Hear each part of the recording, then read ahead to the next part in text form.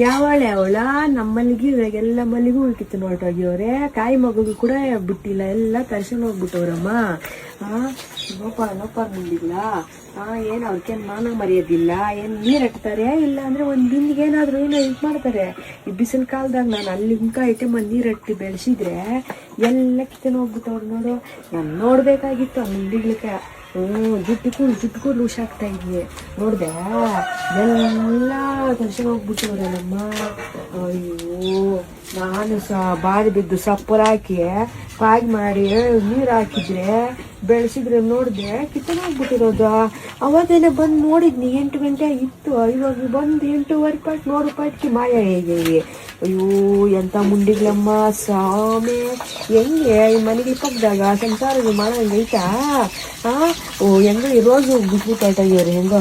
ಅಯ್ಯೋ ರಾಮ ಹೋಗಮ್ಮ, ನನಗೆ ಬೇಜಾರಾಗ್ತಾ ಇದೆ.